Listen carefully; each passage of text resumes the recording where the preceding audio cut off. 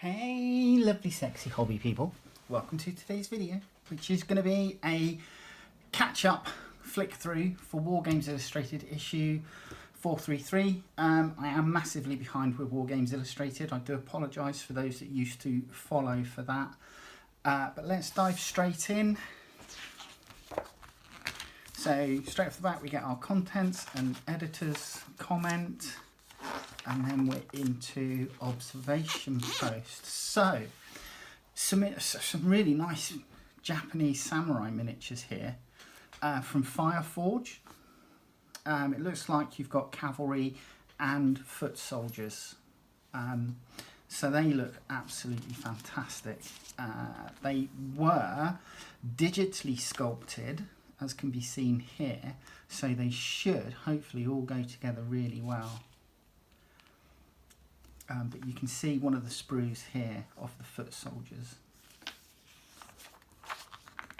There's then a expansion for 0200 hours, and this time it's Escape from Stalag Luft 3, and this is based on the prisoner of war camp of the Great Escape fame.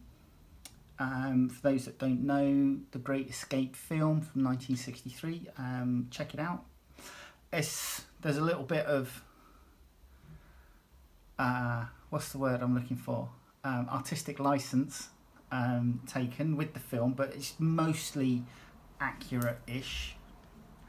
There are some glaring flaws, but yeah, it gives an overview of the breakout from that prisoner of war camp.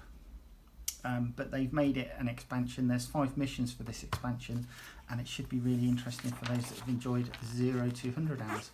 Then we have the first core, Cold War British Army. Now these are white metal miniatures that come 4 per pack.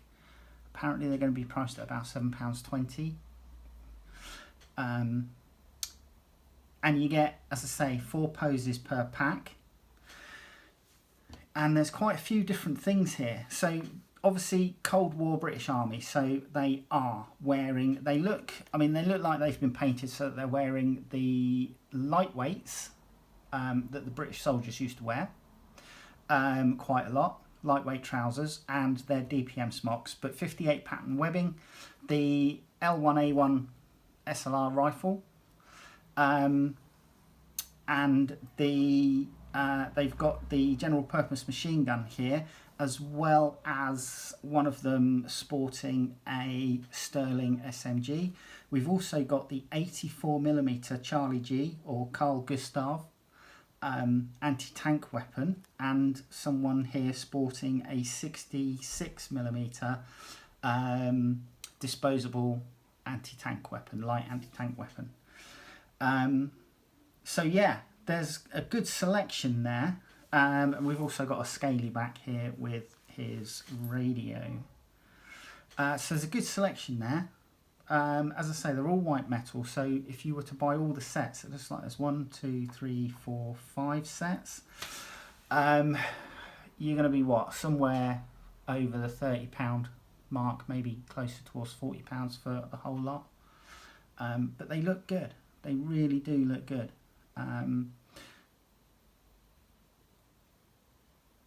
Yeah, I can see them being used. The time span is from 1960 to sort of 1990-ish. And yeah, troops were still using the SLR. I can remember when I joined the reserves in 92. We did an exercise and we were issued SLRs. Because at that particular time we hadn't quite gone over to the SA80 yet, the L85 A1 yet, but there you go. We then have some Les Tranchées or Barricades, World War I French Army. It looks like we've got some chasseurs and some infantrymen, and then some like general staff bods, and they look really nicely sculpted as well.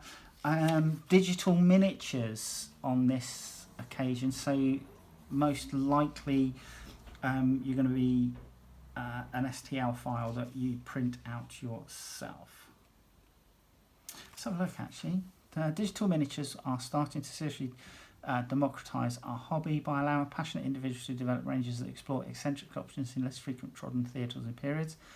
FT Miniatures, distributed in Europe by Des Tranches or Tranches or Barricades, are one such producer. I do apologise if I've murdered that. Such producer of digital miniatures. The STL files allow folks to print. Yeah, so STL files. Cool.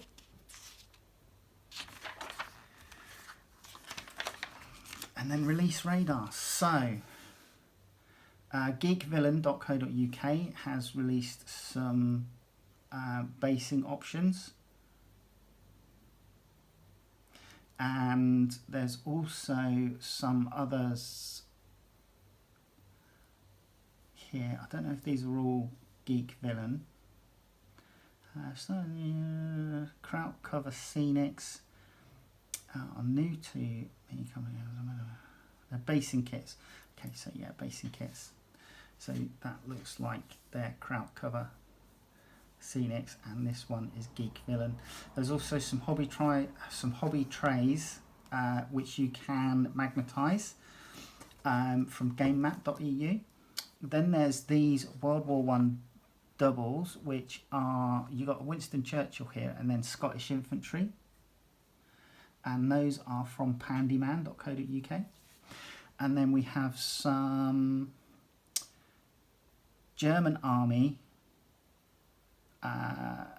from eaglesofempire.com, taking their Franco-Prussian War skirmish rules forward 40 or so years into World War One. We only have a sneak peek or two of what is coming, starting with the German infantry. They will ultimately cover all years of the war and the eastern and western fronts, which is ambitious and exciting one to keep an eye on. Then we have Charlie Foxtrot models, a new French station, which is this, MDF kit. Then we have Lowland Miniatures, which have produced this armoured car.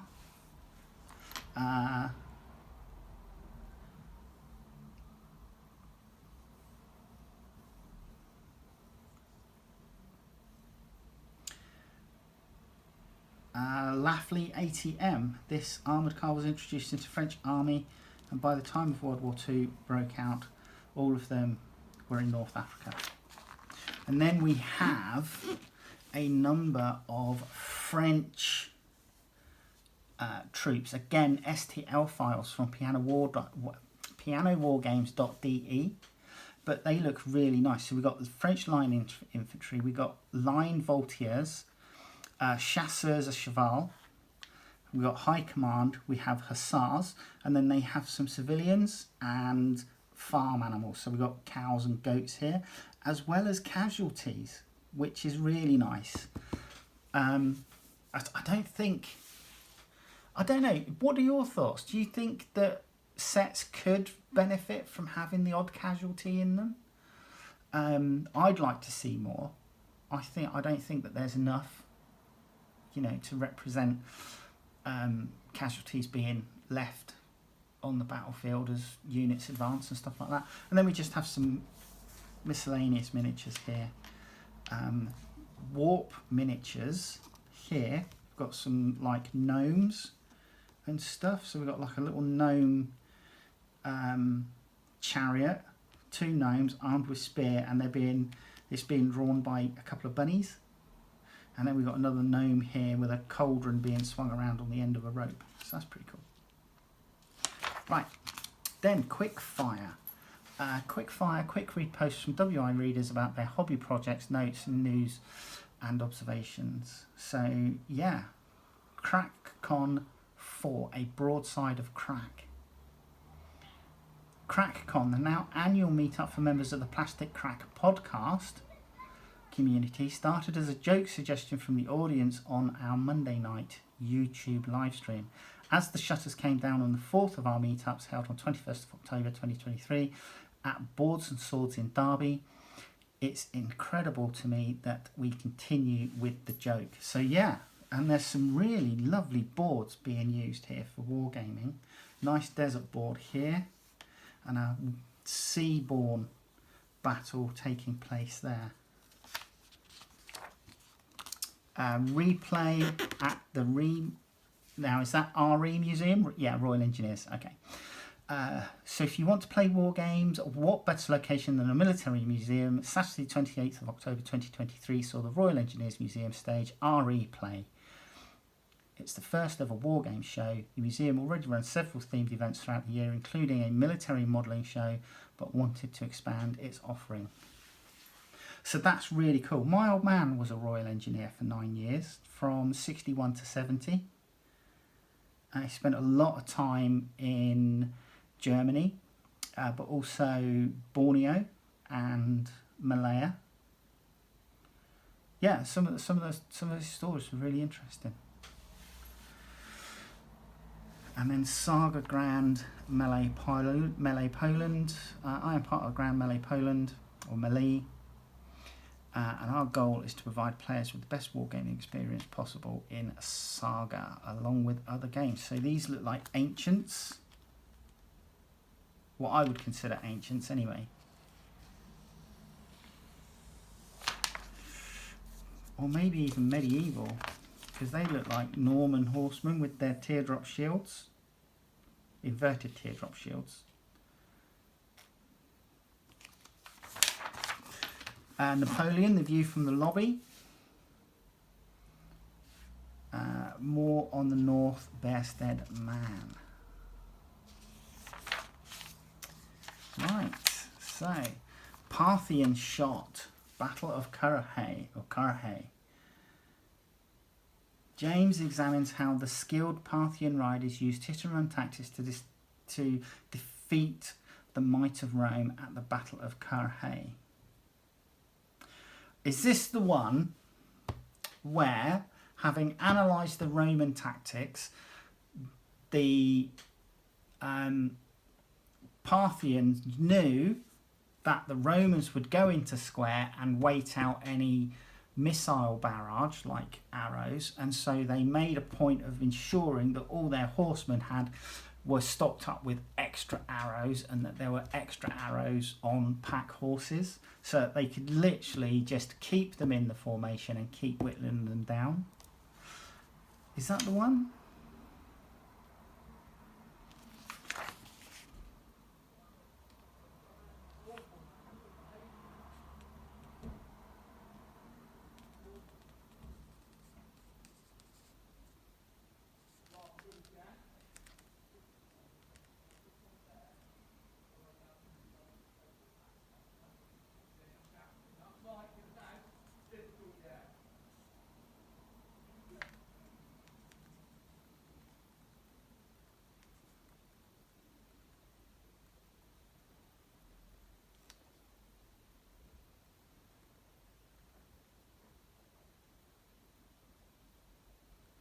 Yeah, it is. Yeah.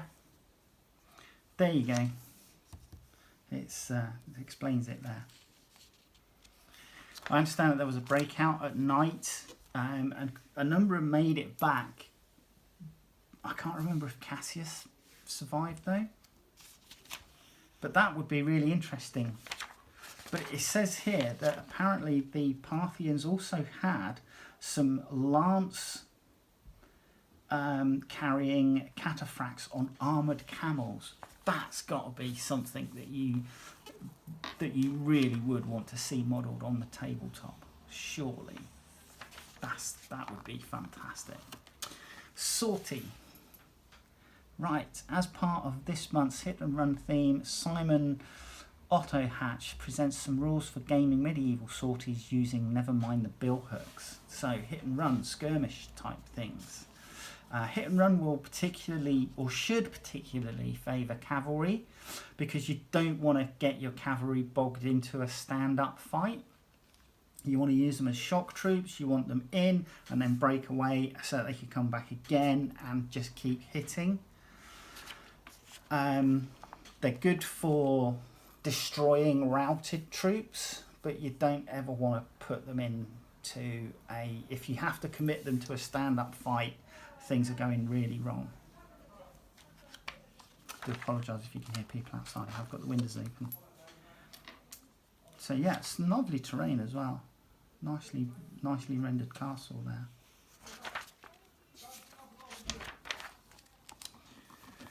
Battle of Gallabat. Oh, what's this? Italian victory in the Sudan.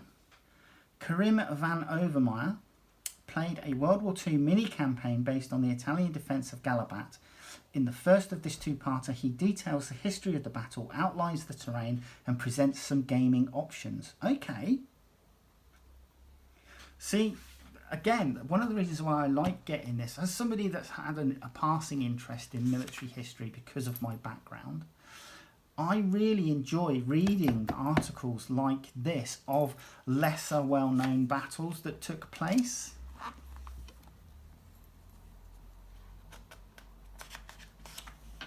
Then you've got an order of battle here for the Indian Infantry Brigade and the Italians.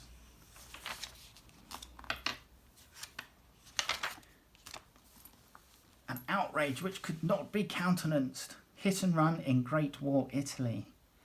Jim Graham examines the misnomer of no man's land as the British launched a hit and run attack during World War One. So yeah, no man's land was very much a thing. You know, it's the same. How can I put it? It's the same with the misnomer that people think troops spent all their time in the trenches, when in actual fact they would be rotated. So you would spend time in the trench, you would spend time, like in frontline trenches, you would then be rotated out for R&R, you would then rotate back into support trenches, and then be rotated into frontline trenches, and then back out for R&R, essentially. When it was working well, anyway.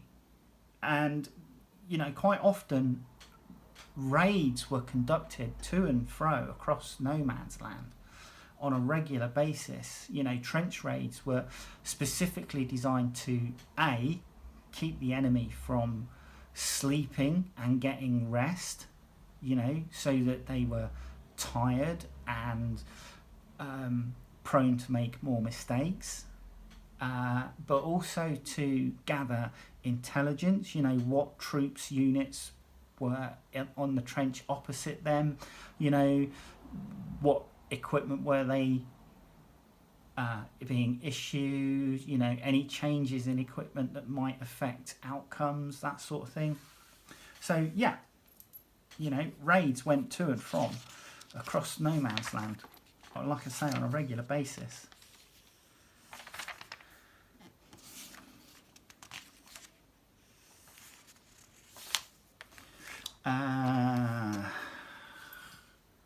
The Alien Raiders, have I said that right? An alternative fleet list for Thalassa. And I love these triremes. Are they triremes? I've probably got that wrong. But they look really cool. Love these. With their oars, etc. So yeah, naval, Ancients naval battles. So talking about special rules, etc. Then we have some data cards for the various ships. The Swamp Fox. Here we go. James discusses hit and run attacks in South Carolina swamplands during the American War of Independence.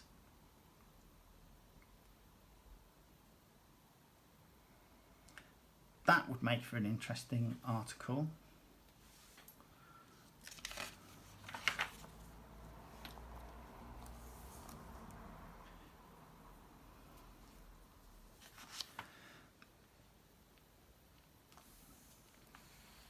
Battle of Tearcoat Swamp, 25 October 1780. The Mayhem Tower. The Tower of green pine that the Patriots constructed would become known as Mayhem Tower, and it went on to be used in further sieges such as Augusta and 96, later in 1781. Jim Perky scratch-built Mayhem Tower, shown below, which is this. It's just basically a hollow log tower, really.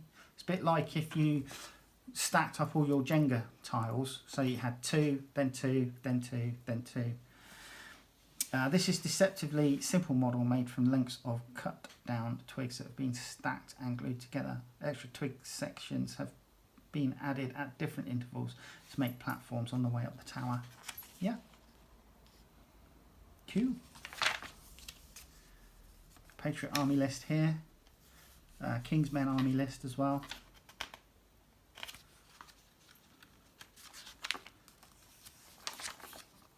Operation Icarus. A battle for Iceland that might have been. Oh, I do quite enjoy sometimes these alternative histories. You know, what might have been if this had happened, or if this had been different, or if like something had never actually occurred.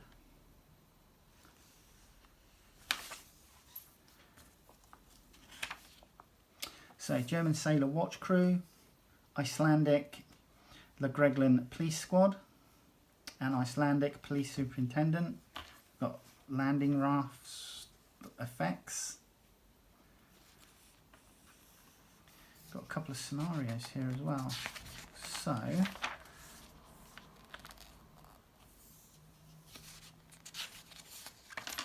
we have scenario 1, which sees Reykjavik, or Reykjavik. Scenario 2, submarine insertion. Yeah, so 2 scenarios there to play for those that like their World War II alternative history. And then there's this article here, Peter Cushing's Wargaming Ephemera. So apparently Peter Cushing, as well as being a great actor, Hammer House of Horror sort of thing, did he play Dracula on a number of occasions? It was also apparently a wargamer, so that's cool. Got some photographs here of him painting miniatures and other stuff.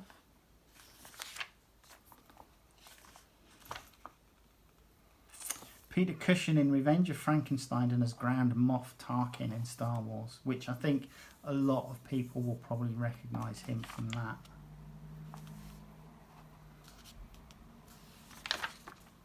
The Battle of Oravai. Jan Carmen recreated the Battle of the Finnish War for Salute 2023 with a little help from his friends. So, what is this? Battle of Oravai. When I happened upon an old map of a battle I had never heard of, I was fascinated. The Battle of Oravai, 1808, one of the decisive battles of the Finnish War, had all the ingredients of a real Napoleonic battle. Infantry battalions lined up against each other across a big field with colourful cavalry and artillery also present. Cool. So who were the antagonists? We have Swedish forces and Russian forces. Okay.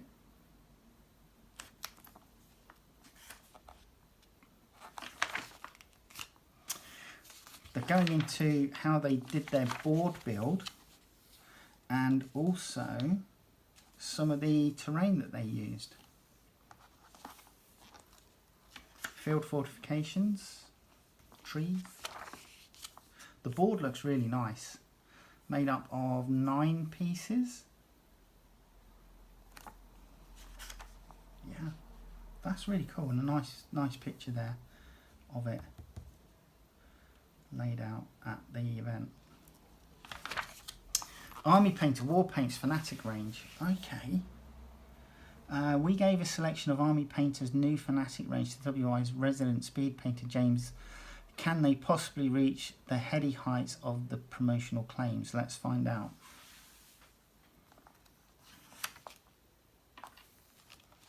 Okay, so it's got some examples of the colourings here. So ultramarine blue, green skin, demonic yellow, pure red, leather brown and matte white here.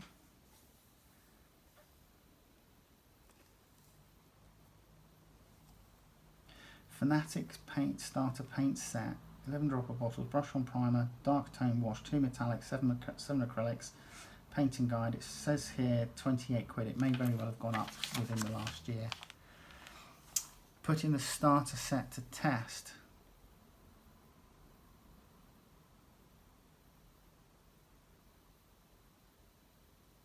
So they do a couple of test pieces. 2 different people, Charlie and James, do a warrior each there.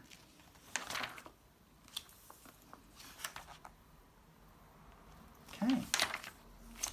Here's the ruckus. Designer notes, never mind the billhooks. Mike Peters shares details of his billhooks-inspired medieval small skirmish game where each player controls a captain and their small company of warriors to contest the field and win glory. Okay. So yeah, small skirmish game. Looks like it's played with literally just a few troops.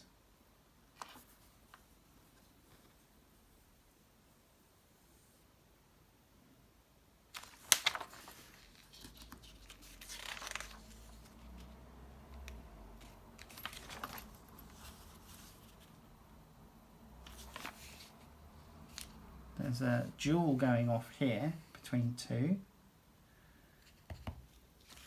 And this lovely board here with thatched roof housing. There's a ruin, some fields, and so on. And then a couple of pages of advertising. And that's it. Okay, so hope you enjoyed that. As I say, I do apologise for those that haven't, you know, that follow for Wargames Illustrated flick-throughs. I do apologise, I have not spent the time doing these. I'm still going to be working through the rest. I've got a few that I need to work through, but hopefully we'll catch up. All right, hopefully I'll see you in the next video. All right, take care. Bye-bye.